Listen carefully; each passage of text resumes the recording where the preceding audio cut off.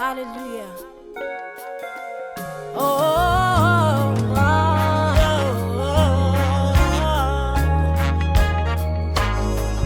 በማይ ሆም መንገድ ስራመድ አልፌም ስንገዳገድ ቃል ነው መካሪዬ ቃል ነው መላሴ አልፎ ስንት ዘመን ገስግሶ ስንት ዓመት አልተለወጠም ሕያው ነው አይለወጥም ጽኑ ነው የቃል ፍቺ ያበራል አልተለወጠም ዛሬም ይሰራል ዘላለም ይኖራል እያበራ ከሚያምኑት ጋር የአምላኬ ቃል አያረጅም የኢየሱስ ቃል አያረጅም ዘላለም ይኖራል እያበራ።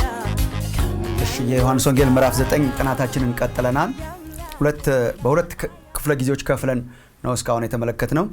አሁን የመጨረሻውን አጭሩንና ግን የመጨረሻውን ሶስተኛውን ክፍል ለማየት እንሞክራለን አብረን። እስካሁን ያየናቸው መሰረታዊ ሐሳቦች አንድ ሁለት ናቸው። በመጀመሪያው ያየነው ራሱን ምልክቱን ነው። ከቁጥር 1 እስከ ቁጥር 7 ድረስ ያለውን ምልክት ነው ለማየት የሞከርነው። ከምዕራፍ 9 ቁጥር 1 እስከ 7 ድረስ ያለው ምልክት ስለ ጌታችን ነው የሚያመለክተው እና ያየነው ምልክት ከመወለዱ ጀምሮ ዕውር የነበረውን ሰው ኢየሱስ ክርስቶስ በሰንበት ቀን ጭቃን ቀብቶ በሰሊሆም እንዲታጠብ አድርጎ አይኖቹ በራ። ምልክቱ ይሄ ነው እና ይሄ ዝም ብሎ ባዶ ምልክት ሳይሆን ስለ ኢየሱስ የሚያመለክት ነው፣ ወደ ኢየሱስ የሚያመላክት ነው ብለን የተነሳ ነው። ይሄ በዮሐንስ ወንጌል የመጨረሻ ምዕራፍ መሰረት ማለት ነው። ሁሉም ስለ ኢየሱስ የሚናገሩ ስለሆኑ ስለ ኢየሱስ ክርስቶስ ማንነት የሚናገር ነው ብለን የተነሳ ነው እና የመጀመሪያው ክፍለ ጊዜ ላይ ያየነው ኢየሱስ ክርስቶስ የዓለም ብርሃን ነው። ዓለማየታቸውን ለሚያውቁ ብርሃን ይሆንላቸዋል፣ መንፈሳዊ አይኖችን ይከፍታል። አክቹዋሊ እሱ ካላየን እኛ ተስፋ የለንም እና እሱ አይቶ ከመወለዱ ጀምሮ ማየት የማይችለውን ብርሃንን እንደሰጠ ኢየሱስ ክርስቶስ የዓለም ብርሃን ነው። ዓለማየታቸውን ለሚያውቁ ደስፐሬት ለሆኑ ኃጢአተኛ መሆናቸውን ለሚያውቁ ብርሃንን ያበራላቸዋል። ይሄንን የተመለከትነው። በሁለተኛው ክፍለ ጊዜ ግን ያየነው የብርሃኑ መገለጥ የሚያመጣውን ነገር ነው። ይሄን ማወቅ በጣም ጥሩ ነው። ሪያሊስቲክ መሆን በጣም ጥሩ ነው። የብርሃኑ መገለጥ ብዙ ነገር ያመጣል። እርግጥ የመጀመሪያው ነገር ህይወታችን ይበራል። ህይወትን የሚያበራ ነገር ነው እና ህይወታችን በራ ማለት እግዚአብሔር አቅጣጫን ይሰጠናል፣ ያሳየናል። ከእግዚአብሔር ጋር ግንኙነት አለን፣ እግዚአብሔርን ማወቅ እንችላለን። ብዙ በረከቶች አሉት። ግን በህይወታችን የብርሃኑ መብራት የሚያመጣው አንዱ ነገር ተቃውሞን፣ ስደትን፣ ክርክርን ያስነሳል። እውነተኛው ብርሃን በዓለም ተቀባይ አያረገንም፣ ፖፑላር አይደለም። መስቀሉና ክርስትናው የፈለገ ብንጥርም ለማያይ ሰው አይታይም። ቅዱስ ጳውሎስ እንደሚነግረን በአንደኛ ቆሮንቶስ ምዕራፍ 1 ላይ የመስቀሉ ቃል ለሚጠፉት ሞኝነት፣ ለኛ ለምንድን ግን የእግዚአብሔር ኃይል ነው ይላል። እግዚአብሔር አይን ሲከፍትና ስናይ ነው እንጂ ለማያይ ሰው ተቃውሞን ነው የሚያስከትለው። ሪስፖንሱ እሱ ነው እና ስደት አለው፣ መከራ አለው እና የዚህ ሰው መገለጡም እየጨመረ ግን ስደቱም ኢንቴንሲፋይድ እየሆነ ከጎረቤት የጀመረ በወላጆቹ በኩል አድርጎ ምናልባት ወላጆቹ እንደ ሁለተኛ ደረጃ ሆነው ብናያቸውም ሁለተኛ ሆነው ቢጠሩም ምናልባት መጀመሪያ የሰሙትና ምናልባትም ያሳደዱት እነሱ ሳይሆኑ አይቀሩም ብዬ አስባለሁ። ከወላጆቹ የጀመረ በጎረቤቶቹ በኩል አድርጎ የሃይማኖት መሪዎች ጋር አድርሶ ከምኩራብ እንዲወረወር አረገው። አውጥተው ጣሉት ብሎ ነው የሚጨርሰው። ወደ ውጭም አወጡት፣ ከምኩራብ ወደ ውጭ አወጡት። ከነበረው ማለት ነው፣ ከህብረተሰቡ ማለት ተገለለ ማለት እና የብርሃኑ መብራት ይህንን ያስከትላል ነውና ደግሜ ግን ማሳሰብ የምፈልገው ነገር በስደት መካከል እንድንቆም ነው መጽሐፍ ቅዱስ የሚነግረን እንጂ ስደትን እንድንፈራ መጽሐፍ ቅዱስ እንትን አያረገንም። ስለ ክርስቶስ ስለ ስሙ ስንሰደድ መከራ ሲገጥመን እንድንቆም ነው። መቆሚያው መንገድ ምንድነው ያለን እንደሆነ መቆሚያው እውነተኛ ልምምድ፣ ኢየሱስ ክርስቶስን በግል ማወቅ እና ይሄንን ሰው ያቆመው የዚህ ሰው ልምምድ ዶክትሪን ቢሆን ምናልባት የሚያንገላታ ነበር። በዶክትሪን ብቻ ቢሆን እንዲሁ ትምህርት ብቻ ተምሮ ጌታን ተከትሎ ቢሆን ኖሮ ግራ የሚያጋቡ በጣም ብዙ ነገሮች ነበሩ። ግን የማይክደው ነገር በህይወቱ ሆኗል። ሊክደው የማይችል ነገር በህይወቱ ስለሆነ ነው የቆመው እና የምንቆመው ዓለም ቢክደው ልንክደው የማንችል ኤክስፔሪየንስ ሲኖረን ጌታን በግል ስናውቅ እሱ ያቆመናል የሚለውን ነው የተመለከትነው። የመጨረሻውን ክፍል አሁን እንመለከትና እናጠቃልለዋለን። የቀረን ክፍል በጣም ትንሽ ነው። ከቁጥር 35 እስከ ቁጥር 41 ድረስ ያለው ነው። አጭር ክፍል ነው፣ ግን የምዕራፉ ማሰሪያ ይሄ ነው። በሌላ አገላለጽ እውነተኛው የዚህ ሰው አይን በደንብ መብራቱን የምናየው እዚህኛው አንቀጽ ላይ ነው። እስካሁን ድረስ የሥጋ አይኑ መብራቱ ግልጽ ነው። እስካሁን ድረስ በተወሰነ ደረጃ ኢየሱስ ነቢይ መሆኑን፣ ኢየሱስ ኃጢአተኛ አለመሆኑን፣ ስለ ኢየሱስ የተወሰነ ኢንፎርሜሽን አለው።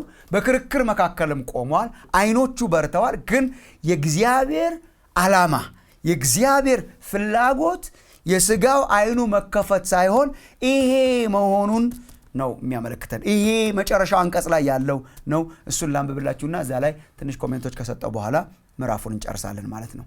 ቁጥር 35 ኢየሱስም ወደ ውጭ እንዳወጡት ሰማ፣ ሲያገኘውም ይላል ለመጀመሪያ ጊዜ ከኢየሱስ ጋር ተገናኙና የዳዊትን መዝሙር ነው ይሄ የሚያስታውሰኝ። እናትና አባቴ ተውኝ፣ እግዚአብሔር ግን ተቀበለኝ ይላል ዳዊት። እና ይሄ እናቱ፣ አባቱ፣ ጎረቤቱ፣ የሃይማኖት መሪዎች፣ የአካባቢ ሰዎች ተውኝ ነው ደግሞ የዚህ መዝሙር። ኢየሱስ ግን ተቀበለኝ ነው። ልክ ሰው አውጥቶ ውጭ ሲጥለው ኢየሱስ አገኘው እና ኢየሱስ ወደ ውጭ እንዳወጡት ሰማ፣ ሲያገኘውም አንተ በእግዚአብሔር ልጅ ታምናለህ አለው። በጣም ትልቅ ጥያቄ ነው፣ እመጣበታለሁ። እርሱም መልሶ ጌታ ሆይ በእርሱ አምን ዘንድ ማን ነው አለ። ኢየሱስም አይተኸዋልም፣ ከአንተ ጋርም የሚናገረው እርሱ ነው የእግዚአብሔር ልጅ አለው። ቁጥር 38 እርሱም ጌታ ሆይ አምናለሁ አለ፣ ሰገደለትም። ስግደቱ የአምልኮ ስግደት ነውና አንዳንድ ትርጉሞች ላይ he worshipped him የሚል አይታችሁ ከሆነ ልክ እንደዛ ነው አሰጋገዱ። የአምልኮ ልክ እግዚአብሔር በሚመለክበት አይነት ሁኔታ ወድቆ ሰገደለት፣ አምናለሁ አለው። ኢየሱስ በዚህ ጊዜ ጠንካራ ነገር ተናገረ። የማያዩ እንዲያዩ፣ ልክ አያይም ነበር ይህ ሰው አየ። አይኑ ሲበራ ሳይሆን እዚህ ላይ ወድቆ ሲሰግድ ነው ያየው። የማያዩ እንዲያዩ፣ የሚያዩም እንዲታወሩ፣ የሚያዩ የሚመስላቸው ደግሞ ፈሪሳውያን በዙሪያው ያሉ እንዲታወሩ እኔ ወደዚህ ዓለም ለፍርድ መጣሁ አለ። ከፈሪሳውያንም ከእርሱ ጋር የነበሩት ይህን ሰምተው እኛ ደግሞ ዕውሮች ነንን አሉት፣ እንዳያዩ መጣሁ ስላለ። ኢየሱስም ዕውሮች ብትሆኑ ኃጢአት ባልሆነባችሁ ነበር። ዕውር ብቻ ብትሆኑ ኃጢአት ባልሆነ፣ አለማየት ኃጢአት አይደለም። አሁን ግን እናያለን ትላላችሁ፣ ስለዚህ ኃጢአታችሁ ይኖራል አላቸው። 35 እስከ 41 ድረስ እኔ የዚህ ሰው አይኖች የእውነት መከፈታቸውን በግልጥ የማየው ይሄ ነው። መጽሐፉም ታሪኩም መንፈሳዊ መሆኑን የማየው ለዚህ ነው። ትልቁ ተአምር ይሄ መሆኑን የማየው ይሄ ነው። ጌታ ኢየሱስ የዕውሩን የአካል አይኖች ማብራት አልነበረም ትልቁ ዓላማው። የአይነ ስውሩን አካላዊ አይነ ስውርነት በመፈወስ መንፈሳዊ አይነ ስውርነቱን መፈወስ እና ማብራት ነው ዓላማው። አይኑ የበራው ይህ ሰው መቼ ነው ያላችሁ እንደሆነ ጭቃ ተቀብቶ አይኑ የተከፈተ ቀን አይደለም። አይኑ የበራው መቼ ነው ሪሊ ያለን እንደሆነ ቁጥር 35ን ኮንፌስ ሲያደርግ ነው። እና ጌታ ኢየሱስ አሁን የአካል አይን በርቷል ነው። ይህ ሰው የተወሰነ የእግዚአብሔር እውቀት ነበረው። እርግጥ አዲስ አይደለም፣ ተከራክሯል፣ ኤክስፔሪየንስ አድርገዋል። አይኖችን አበራ የሚል ኤክስፔሪየንስ አለው። ቀጥሎ ያለው ግን የአካል አይኖችን አበራ ከሚል በላይ ነው። መንፈሳዊ አይኖች የበሩበት አንቀጽ ነው ይሄ። መንፈሳዊ አይኖች እንዴት ነው የሚበሩት? እስካሁን ድረስም ስንናገር አይናችን ይብራ፣ አይናችን ይብራ፣ መንፈሳዊ አይናችን በርቶ ኢየሱስን ማወቅ አለብን ስንል ምን ማለታችን ነው? መቼ ነው የሰው ልጅ አይኑ በራ የሚባለው? ሃይማኖት ጆይን ሲያደርግ ነው? ስለ ኢየሱስ ነብይ ነው ብሎ ስላመነ ነው? ስለ ኢየሱስ በሽተኞችን ይፈውሳል ብሎ ስላመነ ነው? መቼ ነው ሰው አይኑ በትክክል መንፈሳዊ አይኑ ተከፈተ የሚባለው? ይሄን ጥያቄ ሲመልስ ቁጥር 35 አይንህ በራ ያለው ኢየሱስ፣ አይንህ በራ ያለው ኢየሱስ ጭቃ ቀብቶ ያንን ሲያበራው አይደለም። አይንህ በራ ያለው ኢየሱስ ይሄ የበራለት ቀን ነው። ሰው መንፈሳዊ አይኑ የሚበራው ኢየሱስ ክርስቶስን በሙሉ መለኮታዊ ክብሩ ሲቀበል ነው። በሙሉ የመለኮት ክብሩ ሰው ሲቀበልና ሲያመልከው ነው አይኑ የሚበራው። መንፈሳዊ አይን ከእግዚአብሔርን ማወቅ ማለት ነው። እግዚአብሔርን ማወቅ፣ ወደ እግዚአብሔር ክብር ውስጥ መግባት፣ እግዚአብሔርን መለማመድ፣ የእግዚአብሔር ልጅ መሆን የሚገኘው እችን በማመን ነው። እችን በማመን ነው። ትንሽ ይመስላል ግን ሁለንተና ይሄ ነው እና ጌታ ኢየሱስ አገኘውና በቃ በቂ ነው፣ አይን በርቷል፣ የሥጋ አይን በርቷል፣ ደህና ሰንብት አላለውም። አንድ ነገር አንተ በእግዚአብሔር ልጅ ታምናለህ ወይ የት አለ ሲለው እኔ ነኝ። ምን ማለት ነው? ኢየሱስ ያቀረበለት ጥያቄ እኔ አሁን ማናገርህ የምታየው ሰው የእግዚአብሔር ልጅ መሆኑን ታምናለህ ወይ? ነብይ ነው ብሎ ያምናል። ነብይ ነው ብሏል። ግን ሙሉ ለሙሉ ከእግዚአብሔር ጋር ለመገናኘትና አይን ለመብራት በቂ አይደለም። ደግ ሰው ነው፣ ኃጢአተኛ አይደለም ብሎ ያምናል። ይሄ በቂ ነው ብላችሁ የምታምኑ ሰዎች ካላችሁ በቂ አይደለም። ኢየሱስ ደግ መምህር ነው ብሎ ማመን ብቻውን በቂ አይደለም። ደግ ነብይ ነው ብሎ ማመንም ብቻውን በቂ አይደለም። ኃጢአት የለበትም፣ በጣም ቸር ሰው ነው፣ በሽታን ይፈውሳል ብሎ ማመንም በቂ አይደለም። እቺ ናት በቂ የምታረገን። እኔ የማናገርህ አይንህን ያበራው የከፈተው ሰው እርሱ የእግዚአብሔር ልጅ መሆኑን ታምናለህ? ከመጽሐፉ ዓላማ ጋር አብሮ ይሄዳል። ኢየሱስ እርሱ የእግዚአብሔር ልጅ እንደሆነ፣ ከእግዚአብሔር የተላከ የእግዚአብሔር ልጅ እንደሆነ እንግዲህ በተደጋጋሚ ከመጀመሪያው ጀምሮ የተከታተላችሁን ሰዎች እንደምታውቁት የእግዚአብሔር ልጅ የሚለው ንግግር ይሄ ሐረግ አንዳንድ ሰዎች እንደሚያምኑት የኢየሱስን ከእግዚአብሔር ዝቅ ማለት አይደለም የሚያመለክተው። የእግዚአብሔር ልጅ የሚለው ንግግር ኢየሱስ ክርስቶስ ከእግዚአብሔር ያነሰ፣ ምክንያቱም በአንዳንድ ባህሎች ልጅ ከአባት ያነሰ ነው እና ኢየሱስ ከአብ በማንነት ያነሰ የወረደ ዝቅ ያለ መሆኑን ለማመልከት አይደለም። ኢየሱስ ክርስቶስ የእግዚአብሔር ልጅ ነው ሲል መጽሐፉም እንደዛ ሊያሳየናል። የእግዚአብሔር ልጅ እግዚአብሔር ነው፣ መለኮትነቱን አመልካች ነው። ኢየሱስ ክርስቶስ ከእግዚአብሔር ጋር የተካከለ መለኮታዊ ክብር እንዳለው የሚያሳይ ነው። በኃይል የእግዚአብሔር ልጅ ነው። ሮሜ ምዕራፍ 1 ላይ ጳውሎስ እንደሚናገረው ከሙታን ሲነሳ የእግዚአብሔር ልጅ አምላክ መሆኑ ተገለጠ ይላል እና ዮሐንስ ወንጌል ምዕራፍ 5 ከዚህ በፊትም አይተነዋል፣ ግን እንትናችንን ትንሽ ሪፍሬሽ ለማድረግ ያህል ዮሐንስ ወንጌል ምዕራፍ 5 38 ዓመት በሙሉ ሄዶ የማያውቀውን ሰው ኢየሱስ ፈወሰው። የፈወሰው ቀን የሰንበት ቀን ነበረ። ስለዚህ ስለ ሰንበት ክርክር ሆነ። ኢየሱስን በጣም ተቃወሙት። ታስታውሱ ከሆነ በጣም ተቃወሙት ኢየሱስን ሰንበት ስለሆነ እና የመጀመሪያው ተቃውሞ ሰንበትን ስለሻረ ነው። ምንም ጥያቄ የለውም። እነሱም ያቀረቡት ሰንበትን በመሻሩ ምክንያት ነው። እንዴት በሰንበት ይህንን ታደርጋለህ? ይህንን በሰንበት ማድረግ ተፈቅዷል ወይ ነው እና ተቆጥተዋል። ኦፍኮርስ በቁጣ ነው የመጡት፣ ሊያሳድዱት ነው የመጡት። በሰንበት ስለፈወሰ ነው ይሄ ተቃውሞ የደረሰበት። ግን ዮሐንስ በወንጌሉ ምን ብሎ ይነግረናል? ምዕራፍ 5 ላይ ኢየሱስ ምን መልስ ሰጣቸው? በሰንበት ይህንን መስራት ተፈቅዷል ወይ ሲሉት አባቴ እስከ ዛሬ ድረስ ይሰራል እኔም እሰራለሁ አለ እና አባቴ የሚለው እግዚአብሔርን ነው።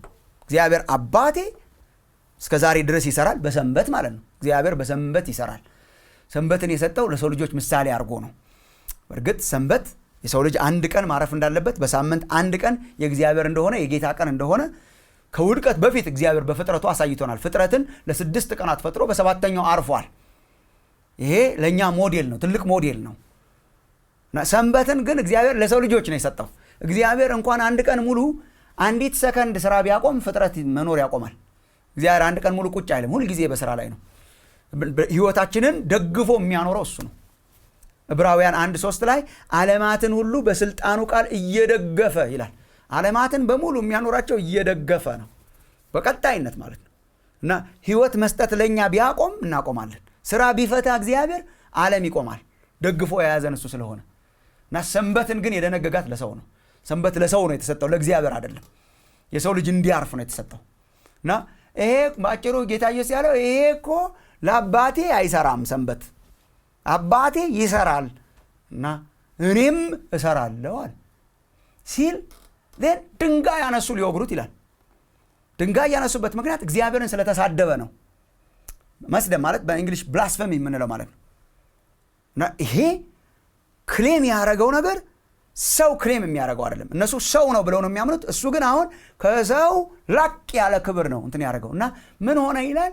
አሁን አይሁድ ይላል ሰንበትን ስለሻረ ብቻ ሳይሆን ራሱን ከእግዚአብሔር ጋር አስተካክሎ እግዚአብሔር አባቴ ነው ስላለ አብዝተው ሊወግሩት ይፈልጉ ነበር። ራሱን ከእግዚአብሔር ጋር አስተካክሎ እግዚአብሔር አባቴ ነው ስላለ። ስለዚህ ይሰሙት የነበረው አይሁድ እግዚአብሔር አባቴ ነው ሲል ዝቅ ያለ ነው ብለው አይደለም የተረዱት። እግዚአብሔር አባቴ ነው ሲል በትክክል ነው የተረዱት፣ በደንብ በትክክል። እግዚአብሔር አባቴ ነው ሲል ይሄ እኮ የእግዚአብሔር ልጅ ነኝ በማለት ራሱን ከእግዚአብሔር ጋር አስተካከለ፣ ከአብ ጋር ራሱን አስተካከለ፣ ራሱን መለኮት አረገ። የእግዚአብሔር ልጅ ማለት የኢየሱስ ክርስቶስ መለኮታዊ ክብር ነው፣ የመለኮት ክብር ነው።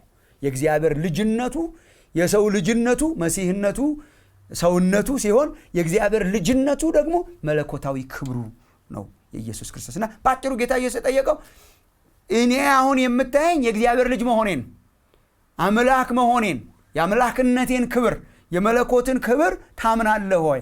ለካ ሰው እውነተኛው ብርሃን የሚበራለት ኢየሱስን በሙሉ ክብሩ ሲቀበል ነው፣ መለኮታዊ ክብሩን ማለት ነው። ስለ መለኮትነት እየተናገረ መሆኑ ግልጽ ነው እዚህ ላይ። ምክንያቱም ልክ የቶማስ አይነት ሪስፖንስ ነው ሰውዬ ያደረገው። ጌታዬም አምላኬም ነው ያለው በተግባር እና ዓይንህ በርቷል ያለው ጌታ ኢየሱስ ተመልከቱ ቁጥር 37 አይተኸዋል ካንተ ጋርም የሚናገረው እርሱ ነው አለው ይላል። እርሱም ዓይኖቹ የተከፈቱለት ሰው ማለት ነው። ጌታ ሆይ አምናለሁ አለና ሰገደለት፣ አመለከው። አንዳንድ ሰዎች ኢየሱስ በስጋው ወራት አምላክ አልነበረምና አልተመለከም ብለው የሚያስቡ ሰዎች አሉ። አይ ኢየሱስ ክርስቶስ ትላንትናም ዛሬም እስከ ለዘላለም ያው ነው። ፍጹም ሰው ፍጹም አምላክ ነው። በመለኮታዊ ክብሩ ተገልጧል። በአዲስ ኪዳን በመለኮታዊ ኃጢአትን ይቅር ብለዋል። ሰው ይቅር በማይልበት አይነት ሴንስ፣ እኛ ዝም ብለን ይቅር በምንባባልበት አይነት ሴንስ ሳይሆን ኃጢአትን ሊደመስስ በሚችል እና በዙሪያው የነበረው አይሁድ ይሰሙት የነበሩት ይሄ ከአንዱ እግዚአብሔር በስተቀር ኃጢአትን እኮ በዚህ መልኩ የሚያስተሰረይ ይቅር የሚል የለም እስኪሉ ድረስ ልክ ነው። አንዱ እግዚአብሔር ስለሆነ ነው ይቅር ያለው። ፍጥረታትን ነፋሳትን ገስጿል፣ ፍጥረትን አናግሮታል፣ አቆሞታል። ያህዌ ስለሆነ አምላክ ስለሆነ ጌታዬም አምላኬም ተብሏል። ኢየሱስ በስጋ ወራት ሰው ብቻ አልነበረም፣ አምላክ ነው። ሰው ነው ደግሞ አምላክ ነው። አምላክ ነው ሰው የሆነው በተአምር ማለት ነው። አምላክ ነው ሰው የሆነው እንጂ አምላክነቱን አቆሙ አይደለም ሰው የሆነው። ይሄ ዮሐንስ 1 ላይ ያረግነውን ውይይት ማየት ነው። እና ይሄው በስጋ ወራት ተመልኳል ኢየሱስ። ኢንፋክት አንተ የእግዚአብሔር ልጅ ነኝ ብለህ ክብር ትሰጣለህ ወይ ታመልካለህ ወይ ነው ጥያቄው። አመለከው ይላል። በሙሉ ክብሩ ተቀበለው፣ ሰገደለት። እና አምኖ ሲሰግድለት ነው ጌታ ኢየሱስ የማያዩ እንዲያዩ መጣሁ ያለው። ይህ ሰው የእውነት እናንተ ራሳችሁ ለራሳችሁ ኦብዘርቭ አድርጉ። ይህ ሰው የእውነት አይኑ በጣም መከፈቱን የምናየው መቼ ነው?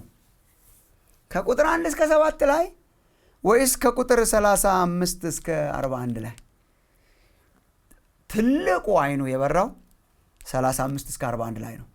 ሳያይ በስጋ መኖር በጣም ጨለማ ነው። ስለዚህ የስጋ አይኑ መብራቱ ድንቅ ነው፣ አስገራሚ ነው፣ ትልቅ ነገር ነው፣ በጣም ትልቅ ነገር ነው።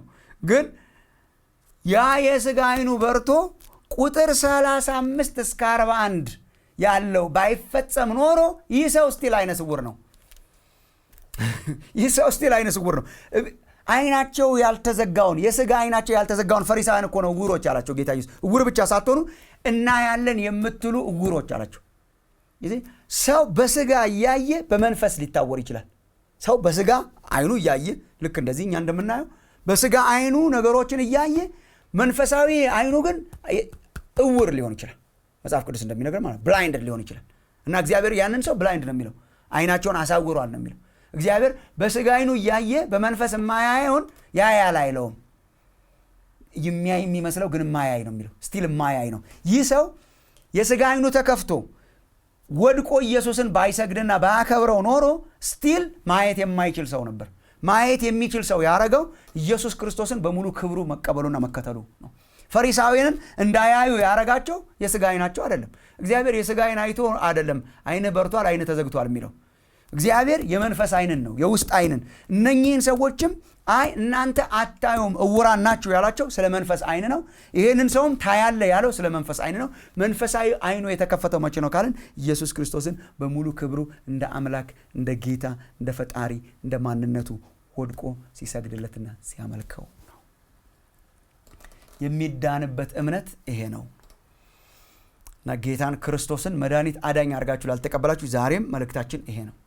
ስለ ኢየሱስ ጥሩ አስተያየት መኖር ብቻውን መጀመሪያ ላይ እንዳየነው ምዕራፍ 1 ምዕራፍ 2 ላይ እንዳየነው ስለ ኢየሱስ ጥሩ አስተያየት መኖር ብቻውን ያድናል ብሎ አስተምረን መጽሐፍ ቅዱስ። ዮሐንስ በዚህ በጣም ግልጽ ነው። ኢየሱስ እርሱ የእግዚአብሔር ልጅ መሆኑን አምላክ መሆኑን ጌታዬ አምላኬ ብሎ መቀበልን ይጠይቃል። በሙሉ ክብር ስንቀበለው ነው ምንድነው? በሙሉ ክብር ስንቀበለው ነው አይን በራ የሚባለው። እና ኢየሱስን ልክ እንደ ሳምራዊቷ ሴት ጅማሬ፣ የህይወቷ ጅማሬ፣ የዚህ አይነ ስውር ሰውም የህይወቱ ጅማሬ ነብይ ነው ብሎ ደግ መምህር ነው ብሎ ወይም እንደ ኒቆዲሞስ አንተ የምታረጋቸውን ተአምራት ማንም ሊያረጋ አይችልም ብሎ በጣም ጥሩ አስተያየት ይዞ ከክብሩ ዝቅ ያለ ጥሩ አስተያየት ብቻውን አያድንም። ከፍ ማለት መቻል አለበት መገለጣችን። ከፍ ማለት መቻል አለበት መገለጣችን። ትዝ ይላችሁ እንደሆነ ጌታችን ደቀ መዛሙርቱንም ያቀረበላቸው የራሱን ደቀ መዛሙርት ተከታዮችም ያቀረበላቸው ጥያቄ የዚህን ሰው ጥያቄ ነው። ለረጅም ጊዜ ሲከተሉት ኖረው ምናልባት 3ኛ ዓመታቸው እየተቃረበ ባለበት ዓመት ከ2 ዓመት ተኩል በላይ ሲከተሉት ኖረው ማለት ነው። ከ2 ዓመት በላይ ከእርሱ ጋር ናቸው። ከእርሱ ጋር ይውላሉ፣ ከእርሱ ጋር ይኖራሉ፣ ከእርሱ ጋር ይበላሉ፣ ከእርሱ ጋር ይጠጣሉ። ተአምራቱን አይተዋል፣ ድንቆችን አይተዋል፣ አብረው ዞረዋል። እነሱም ድንቆችና ተአምራት አድርገዋል፣ አጋንንትን አውጥተዋል። እና መጨረሻ ላይ እኮ ፊልጶስ ቄሳሪያ በምትባል ከተማ ላይ ጌታ ኢየሱስ ያቀረበላቸው ጥያቄ ይሄ ነው። ማቴዎስ 16 ሄዳችሁ በምታነቡበት ጊዜ ጌታችን ኢየሱስ ያቀረበላቸው ጥያቄ መጀመሪያ ሰዎች የሰውን ልጅ ማን ይሉታል ነው። ሰዎች ስለሱ የሚሉትን ነገሩ ማለት ነው። ከነቢያት አንዱ ነው፣ ኤርሚያስ ነው፣ መጥምቁ ዮሐንስ ከሙታን ተነስቷል ነው። የተለያየ አይነት አስተያየት ይሰጣሉ። ግን ዋና እኮ ቁልፍ ጥያቄ የጠየቃቸው እናንተ እኔ ማን እንደሆንኩ ትላላችሁ? የሚያድነው እምነት ይችን በትክክል መመለስ ነው። እናንተ እኔ ማን እንደሆንኩ ትላላችሁ? ጴጥሮስ የሰጠው መልስ ልክ ይሄ ሰው የሰጠው መልስ ነው። አንተ ክርስቶስ መሲህ ማለት ነው፣ አዳኝ። አንተ ክርስቶስ የሕያው እግዚአብሔር ልጅ ነህ። አንተ ክርስቶስ ነህ፣ መሲህ አዳኝ ነህ፣ ደግሞ የሕያው እግዚአብሔር ልጅ። አንተ የእግዚአብሔር ልጅ ነህ። ጌታ ኢየሱስ አየህ ያለው ጴጥሮስን የዚህ ቀን ነው። እንዴት ነው አየህ ያለው? ይሄ አለው ኢየሱስ፣ ይሄ መገለጥ ነው አለው። ይሄን ስጋና ደም አልገለጠልህ፣ አእምሮ የደረሰበት አይደለም።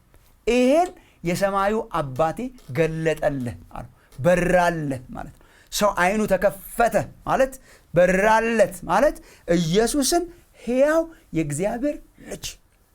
ጴጥሮስ አሁን መለኮታዊ ክብርን ነው ለኢየሱስ ሰጥቶት ሳይሆን ግን ሪኮግናይዝ ያደረገው መለኮታዊ ክብርን ነው ሪኮግናይዝ ያደረገው በኢየሱስ ሕይወት ውስጥ። አንተ የእግዚአብሔር ልጅ ነህ፣ አምላክ ነህ። መለኮታዊ ክብሩን ነው ያሳየው። እና ያን ጊዜ ነው ኢየሱስ የሰማዩ አባቴ ገለጠልህ። ከመገለጦች ሁሉ ትልቁ መገለጥ ኢየሱስ ክርስቶስ የእግዚአብሔር ልጅ አምላክ፣ አዳኝ አምላክ ነው ሊያድነኝ የመጣ ብሎ አምልኮት፣ አክብሮት፣ ስግደት፣ አምልኮ ስንሰጠው ያቺ እምነት ናት አይን በራ የሚባለው።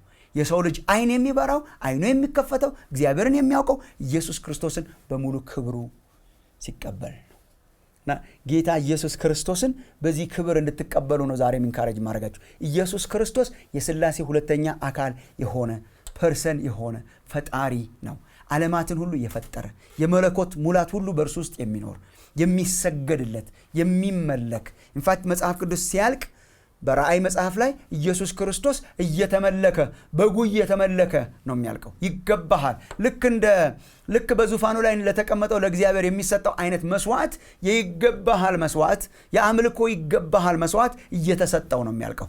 ኢየሱስ ክርስቶስ የዘላለም አምላክ ነው፣ የሥላሴ ሁለተኛ አካል ነው። እና ስለ ኢየሱስ የተለያየ አስተያየት ሊኖራችሁ ይችላል። ግን የሚያድነውና እግዚአብሔር ገለጠልህ የሚያስብለውና አይንህ በራ ተገለጠ የሚያስብለው እምነት ኢየሱስ ክርስቶስ የእግዚአብሔር ልጅ መሆኑን አውቀን ስንሰግድለት ነው። ወደዚህ እምነት እንድንመጣ ነው መጽሐፍ ቅዱስ የሚያበረታታ። ይህ ሰው አይኑ ሲከፈት ያሳየንና ምዕራፉ ሲያልቅ ግን በሚያሳዝን መልኩ ነው የሚያልቀው። አይታችሁት እንደሆነ አይን ሲበራ ጀምሮ አይን ሲዘጋ ነው የሚጨርሰው ምዕራፉ።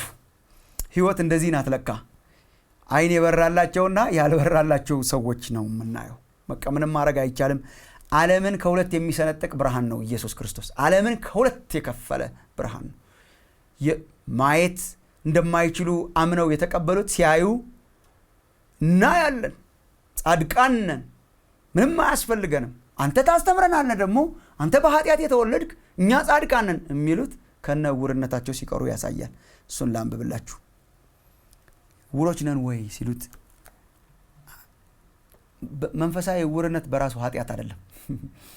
በራሱ ኃጢአት አይደለም፣ ግን እናያለን ስለምትሉ ሰልፍ ራይቸስ ጻድቃን ነን፣ ምንም ነገር አያስፈልገንም። እንደ ሎዶቅያ ቤተክርስቲያን ማለት ነው። ሀብታም ነኝ፣ ባለጠጋውኛል፣ ምንም አያስፈልገኝ አያለሁ ስለምትሉ እናያለን ስለምትሉ ኃጢአታችሁ ይኖራል። ኃጢአታችሁ ዕውርነታችሁ ሳይሆን እናያለን ማለታችሁ። የሚሰደደው የዛ ምስኪን ሰው መንፈሳዊ አይኖች በርተው የሚያሳድዱት ጻድቃንን የሚሉ ሃይማኖተኞች በራሳቸው ሃይማኖት ተመክተው እናንተ ዕውራን ናችሁ ተብለው ምዕራፉ ያልቃል።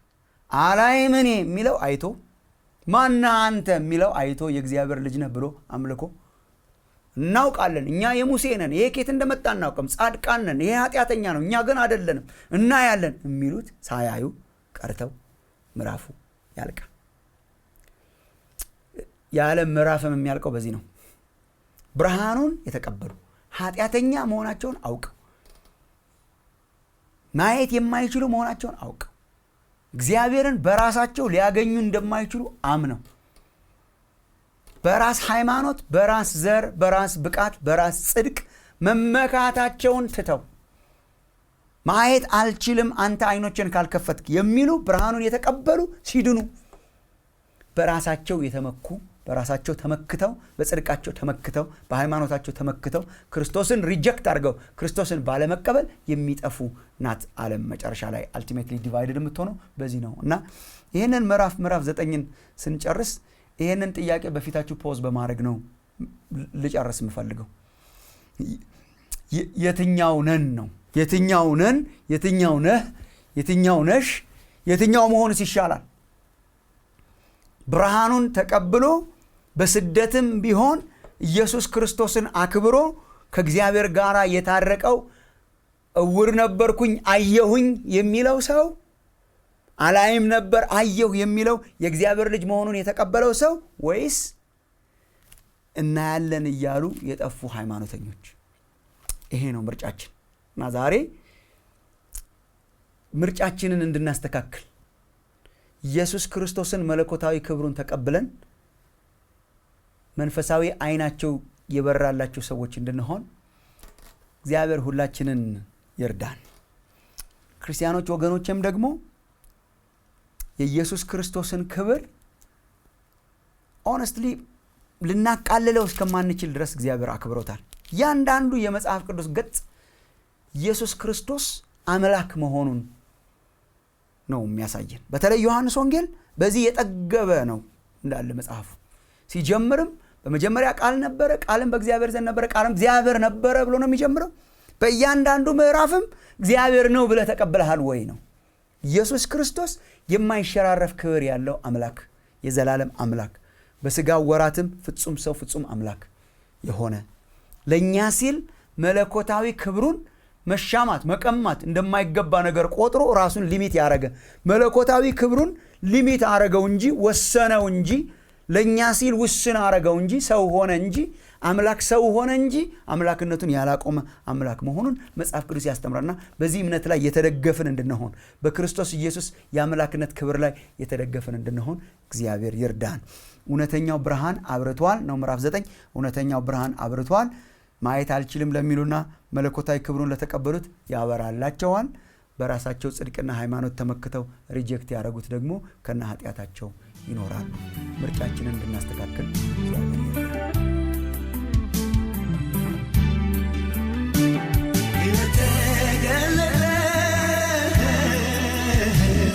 እኔ ማይቻል